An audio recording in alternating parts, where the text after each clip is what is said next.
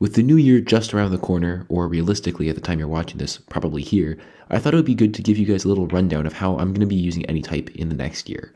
I've had a bit of a rocky relationship with Anytype over the course of the school year.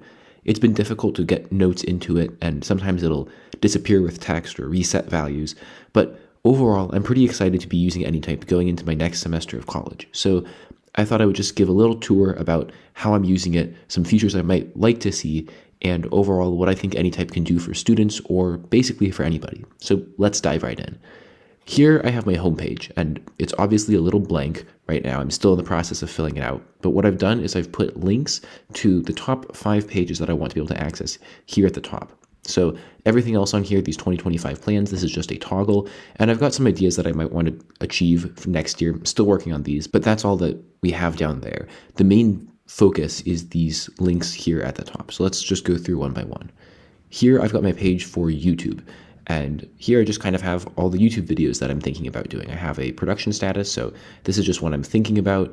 This is one that I'm currently working on, but it's been taking forever. And then this is the video right now. I have it in the setup phase because I had to do a little bit of microphone setup and whatnot.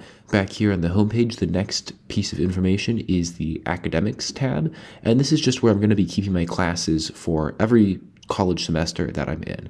I've got a spring semester here. I haven't filled this out with the classes I'll be doing. This is just a placeholder, but what you can actually see here is that this is a set of college class. So over here, I guess they updated this sidebar a little bit. Over here, if you click on types, you can see I put a couple extra types in here. One of them is the college class that has things like the professor and the semester. So that's what this class is. So I'm using a set of college classes, display all the classes here. And then of course I've filtered it to only show me spring 2025 classes. This is just a multi-select relation for semester.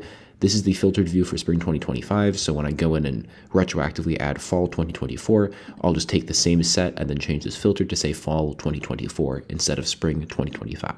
Here, I'll eventually have the course syllabus when I receive that, any notes, that sort of thing. But again, right now, it's just a placeholder. My classes obviously haven't started as of the time of recording this. Going over here to self-learning, again, this is fairly light. Right now, I just have a link to my reading list, which is where I have a link to my Goodreads page, and then I've also got a set of books here. And so this shows me all of the books, and then over here, it shows me the books to read. Again, I feel like I've said this a lot. I haven't necessarily filled this all out, but this is kind of the structure that I'm going for. So obviously, we have all of the books here, including this one that I'm reading right now. And then here we just have only the books that are being filtered by the reading status, which is a relation that I made for it, of to read. Just to be clear, that reading status relation is something I added to the book type. So we can see over here, I've got the location. This is just if I have a physical copy of the book, where is it? Is it at college? Is it at home? You'll see a little bit more about that later, but for now, that's what location is. And then reading status. I made it reading status because I want it to be different from the status relation that I might use for other kinds of objects. So for example, if I have a homework assignment, I want to be able to use status separate from reading status, because obviously the reading status is, to read, currently being read, or completed, and that wouldn't really make sense for homework. So anyway, this is just called reading status in order to give me a different select relation for book than one for like a class project or something. Okay, going back to the homepage, here we have my link for Anytype. This is just where I put some community posts that I like. This is the info for bug reporting. I've been doing a lot of bug reports lately, and so this just gives me all the info I need so I can copy and paste it rather than going up and, checking all the information and whatnot. And then, of course, some community posts that I like. This is one that I really like. It's custom CSS, which I have a video on, but this guy kind of took it to the next level and made a really pretty gallery view. But anyway, I'm going to fill this out with some more community posts as I find them and info for bug reporting, but that's what I have here right now, and these are just toggles. Okay, and then finally, we have my stuff. Now, this is a page where I kind of want to do a little bit more work on this, but I had this idea, I got inspired. I'll see if I can find the video, and I'll link it in the description if I can find it. But somebody in their Notion had a big database about where all of their things belonged. Like, what's at college, what's at my apartment, what's back home, that sort of thing. And I was really inspired by that. And so I wanted to do something similar. So of course, here's the packing list. I thought it'd be useful to put packing lists up here. I'll probably leave them collapsed for most of the time, but this is just, things that I want to bring that I didn't bring to college. So my Kindle, my iPod for listening to music, and then a bunch of other things. But This is really what I wanted to show everybody. I'm obviously working on this. I own more than just these 3 things, but these are the closest 3 things on my desk. So what I have here is a bunch of my belongings. This is going to include clothes, books, basically everything. And this, to be clear, is wrong page.